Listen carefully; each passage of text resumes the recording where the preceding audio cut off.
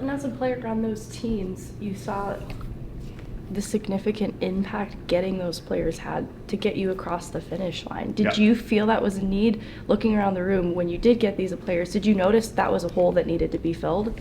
Well, the thing is, on top of that is it's something, you know what's missing on your team to be more productive and more. And we talk about Sandy Souza Lynch. I had a chance to play against him, and I'm like, oh my God, I wish this kid was on my team. You know, because he carried the puck and he support the offense. He was, obviously he have his, weakness defensively, but overall he's the kind of guy who's going to make you win. And it's funny because me and Pierre was our first deal that we did, and it was like, I say, I love that guy. You say he would be a perfect fit for our team. It's funny, but when you play on the team, you know what's missing, and what kind of style is going to work with other style of players. It doesn't matter.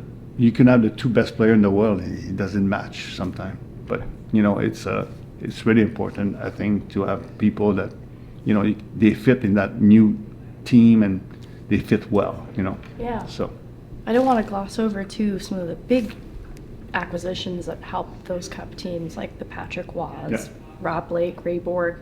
But Mike Keane is a name that I've heard come up as a really important piece. He was. What was he like as a teammate? Well, Mike Keane is another guy that I play against. I got my injury in '94, and I had those chance to play against him. He was in Montreal, I was in Quebec City, and he's the kind of guy that you need. The kind of unsung hero a little bit. It's not the points, it's just the way they kill penalties, the way they approach each game, and they make difference between winning and losing, those guys. And there's no question that he was everybody talk about the Patrick, but at the end of the day, Mike Keane was as important as him to win that first Cup there. And walk me through your history with Pierre. Did he start as your agent first? What happened with Pierre, I met him a few times prior. I turned pro.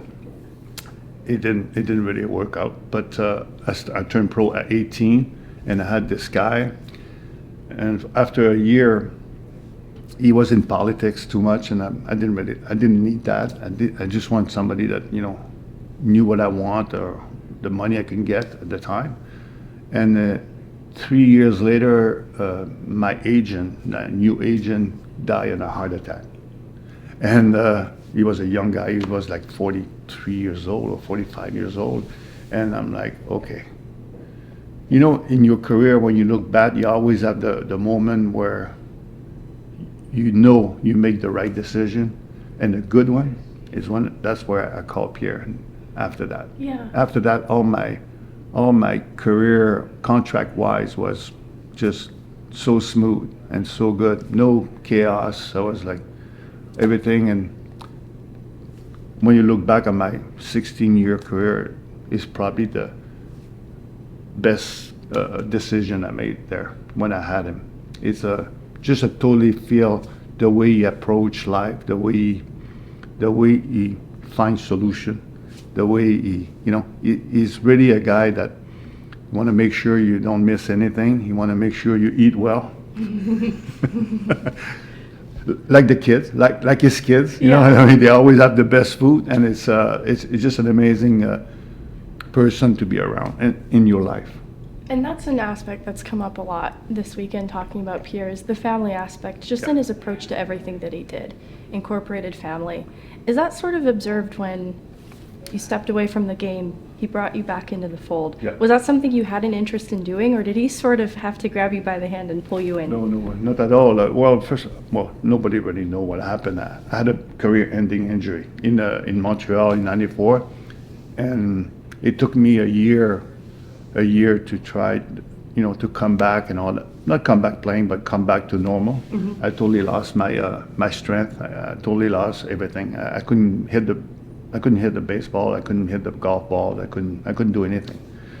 So it took me a year, and after that, that's where the Avalanche, Quebec Nordiques moved to Denver, and that's why Pierre called. He said, "I want you to come work for me." I say, "Oh, I'm so ready." And in a way, he kind of saved my life a little bit, because Otherwise, you just, you feel you can't do anything, or you kind of depressed a little bit, or whatever it is. I never felt like that, but in a way, it just helped me just the transition from playing hockey to, to regular life, I guess. So it was an amazing. He didn't have to pull pull me too hard. I was ready, and I was fun. And on top of that, the first year in Denver was just such a blessing for everybody. Eric told me a little bit about what it is that Pierre liked in you and why he wanted your vision to be a part of what he was building. What do you think that was? Well, I think, like again, I'm trying. I don't look at players, the flashy players. I look at the players where they can make you help win hockey game. The thing they do, and I think I got a good vision for that and a good nose. But at the end, it's I think the work ethic we have between the two of us was unbelievable.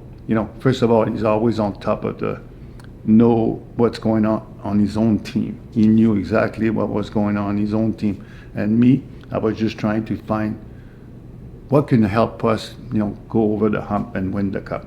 And there's no question that in '96, it was just such an amazing year. Just the Sandy Souza Lynch, the Patrick Later, and the Mike Keane, and like all of a sudden the first championship in Denver. So that was such an amazing year, and from there everything took off. And you can see after the parade, and he was already thinking what we're gonna do, what we need to do, and that's where we start moving pieces around for first round picks, and it was like a continuous thinking of how to make the team better. And he was just an amazing GM, ready, and president.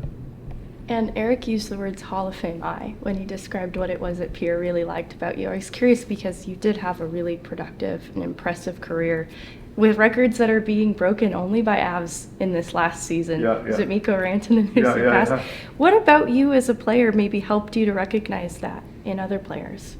Well, I don't know. As a player, as you know, in a career, you have time where things don't work as well, don't work well, or, the team is not very good. I mean, my first 7-8 years in Quebec was unbelievable, and you can see the rebuilding, the getting older, and the sinking of the ship. The last few years, I'm like, oh my God, this is not how I want to, play. And it's so hard to when you start rebuilding when you get older and rebuilding a team, and I think at one point you kind of realize what makes you better.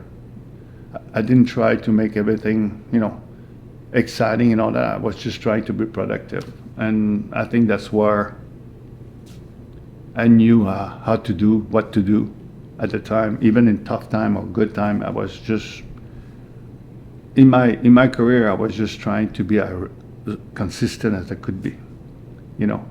I was not a flashy guy.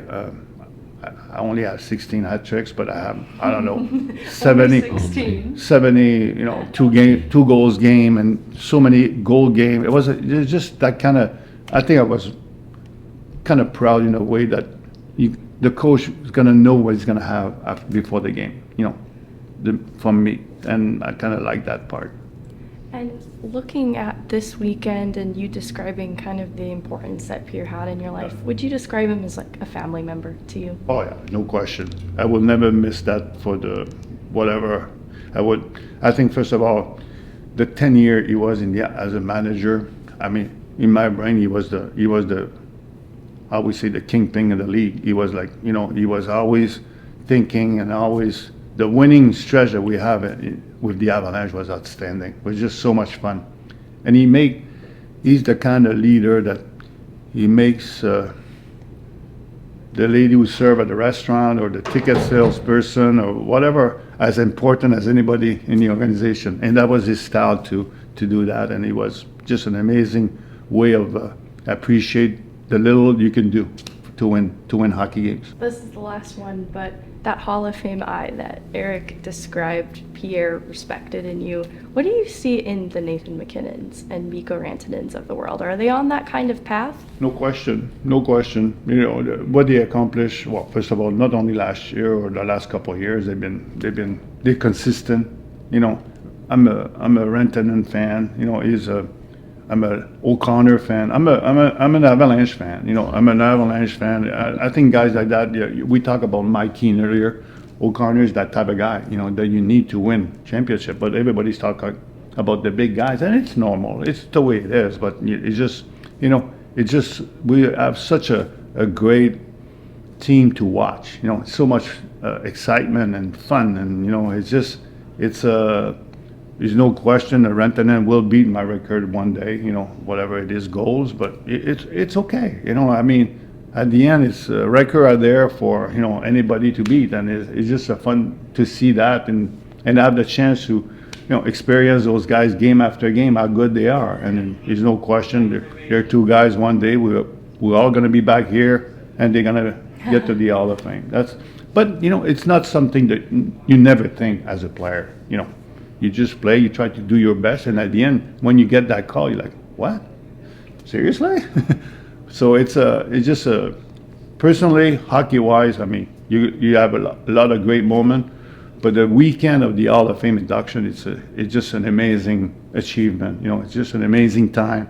You see people, and they're happy for you, and it's just like a great weekend for the whole family. Awesome. Thank you.